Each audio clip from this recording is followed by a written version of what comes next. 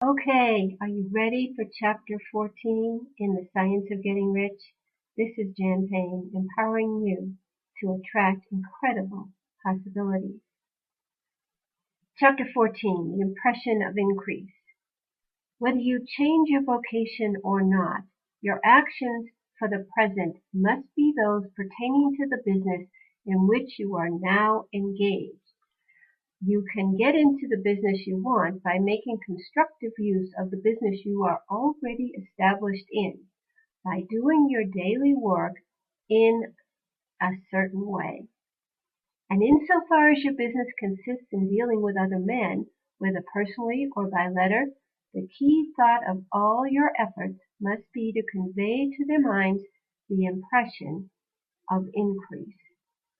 Increase is what all men and all women are seeking. It is the urge of the formless intelligence within them, seeking fuller expression. The desire for increase is inherent in all nature. It's the fundamental impulse of the universe.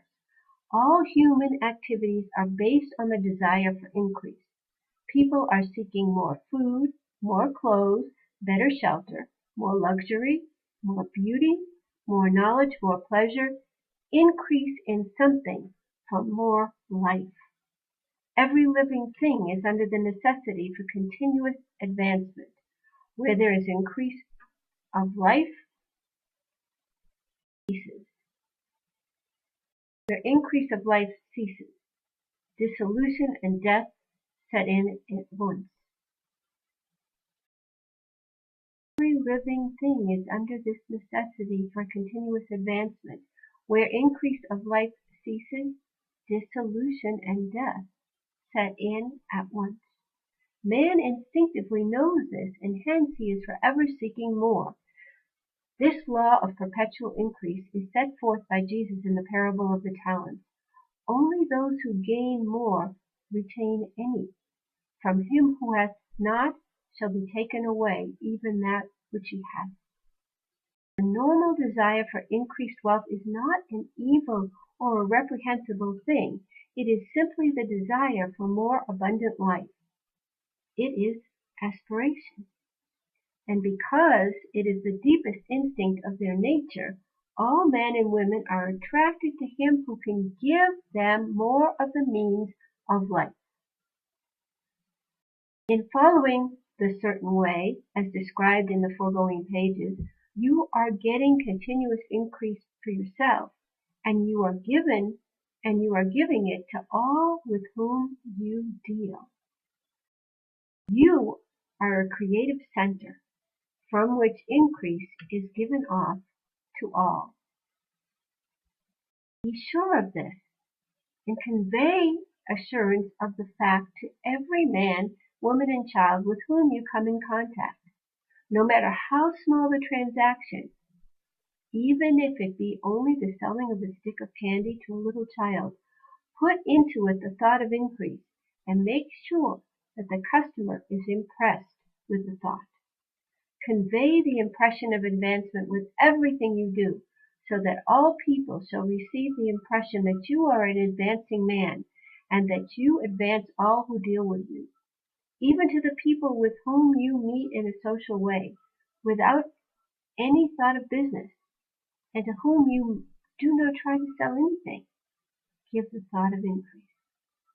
You can convey this impression by holding the unshakable faith that you yourself are in the way of increase, and by letting this faith inspire, fill, and permeate every action. Do everything that you do in the firm conviction that you are an advancing personality, and that you are giving advancement to everybody. Feel that you are getting rich, and that in doing so you are making others rich, conferring benefits on all. Do not boast or brag of your success or talk about it unnecessarily. True faith is never boastful. Wherever you find a boastful person, you find one who is secretly doubtful and afraid.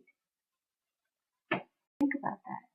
Simply feel the faith and let it work out in every transaction. Let every act and tone and look express the quiet assurance that you are getting rich and that you are already already rich. Words will not be necessary to communicate this feeling to others. They will feel the sense of increase when they are in your presence and will be attracted to you again. You must so impress others that they will feel that in associating with you, they will get increase for themselves. See that you give them a use value greater than cash value you are taking from them. Honest pride in doing this, and let everybody know it, and you will have no lack of customers. People will go where they are given increase, and the Supreme, which desires increase in all, and which knows all, will move toward you men and women who have never heard of you. Your business will increase rapidly, and you will be surprised at unexpected benefits which will come to you.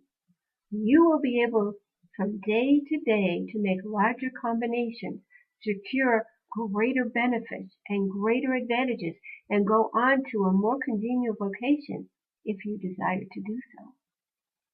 But doing things,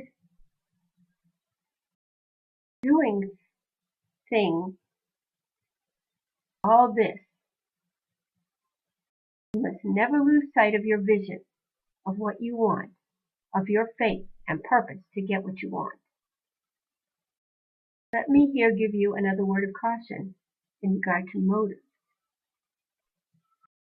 Beware of the insidious temptation to seek for power over them. Nothing is so pleasant to the unformed or particularly developed mind as the exercise of power or dominion over others. The desire to rule for selfish gratification has been the curse of the world. For countless ages, kings and lords have drenched the earth with blood in their battles to extend their dominions. This is not to seek more life for all, but to get more power for themselves. Today, the main motive in business and industrial world is the same. Men marshal their armies of dollars and lay waste in the lives and hearts of millions in the same mad scramble for power over others. Commercial kings, like political kings, are inspired by the lust for power. Jesus saw in this desire for mastery the moving impulse of that evil world he sought to overthrow.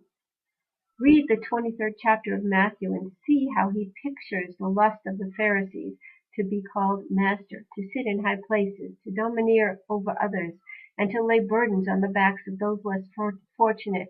And note how he compares the lust for dominion with the brotherly seeking for the common good to which he calls his disciples. Look out for the temptation to seek for authority, to become a master, to be considered as one who is above the common herd, to impress others by lavish display, and so on. The mind that seeks for mastery over others is the competitive mind, and the competitive mind is not the creative one. In order to master your environment and your destiny, it is not at all necessary that you should rule over your fellow men, and indeed, when you fall into the world's struggle for high places, you begin to be conquered by fate and environment, and your getting rich becomes a matter of chance and speculation. Beware of the competitive mind. No better statement of the principle of creative action can be formulated than the favorite declaration of the late Golden Rule Jones of Toledo. What I want for myself, I want for everybody. And so that is chapter 14, the impression of increase. Until next time, this is Jen Payne, empowering you to attract possibilities.